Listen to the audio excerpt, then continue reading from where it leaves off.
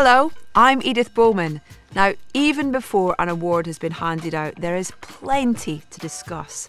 I'm here with Porter to talk about the Oscars.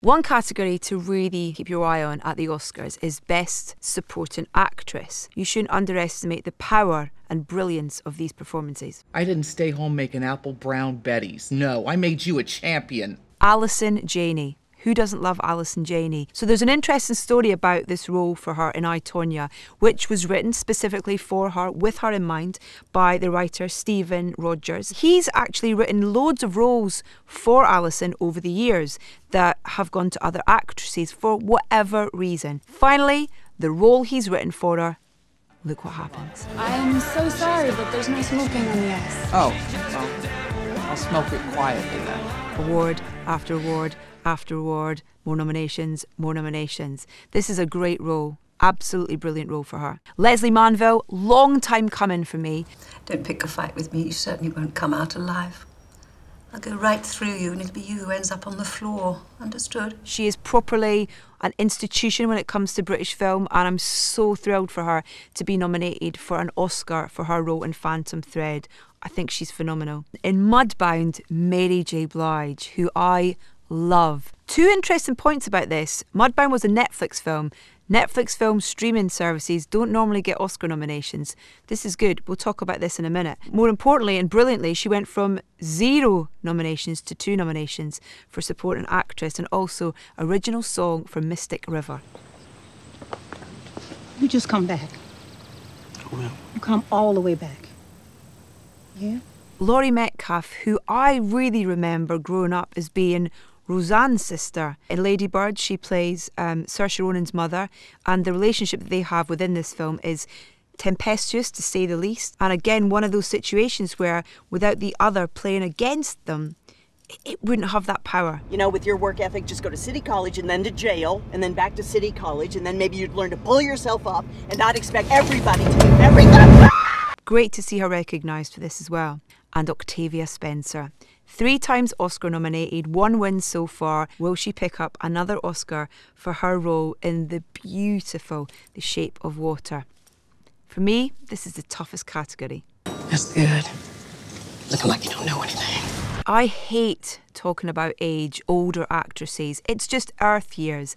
But it's interesting when you look at women collecting awards. You have Nicole Kidman on one hand who's saying it's great to get proper roles when you're over 40. And then you have Frances McDormand who's picking up Best Actress awards and saying, don't forget about the young ones. What I'd really like to do is stick the middle finger up to the age police. And this category specifically kind of does that, because these are women over 40 who are showing their brilliance. And I just really hope that it's something that continues, that these women get the opportunity and show their fantastic potential.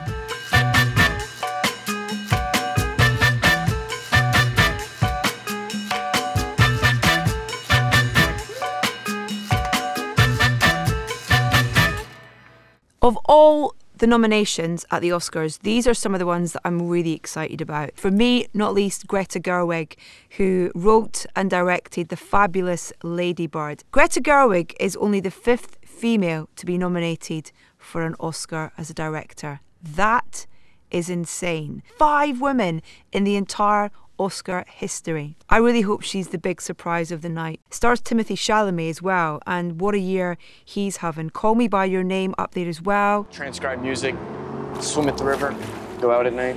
Sounds fun. All right. This is exciting. This is exciting times. Films like Call Me By Your Name and Lady Bird being celebrated and recognised, and really making a point for people as well in terms of these films are good enough, should be nominated. I love how the Oscars seem like they're taking a step towards being more unpredictable, both in their nominations and hopefully in their winners. You can't do anything unless you're the center of attention, can you? Yeah, well, you know your mom's tits, they're fake, totally fake. She made 1 bad decision at 19. 2 bad decisions. Roger Deakins. is nominated for Blade Runner 2049. He's never won an Oscar. How is that possible? The man deserves an Oscar. I loved Blade Runner 2049. You do not know what pain is yet. You will learn. I really hope he gets it. If he doesn't, then Rachel Morrison definitely deserves it. Her work on Mudbound is wonderful. She is the first ever nominated woman cinematographer. We should celebrate that, the first female to be recognised, but also, what the hell? That is crazy. Netflix gave her the opportunity, she's in there, she's done an incredible job. I think that streaming services are braver in their choice of staff, I guess is the best way of putting it. These services not only provide fantastic films, but they also offer more diversity and take bigger risks than big studios. Her next job, Black Panther. That's wonderful. Woo! Let's go!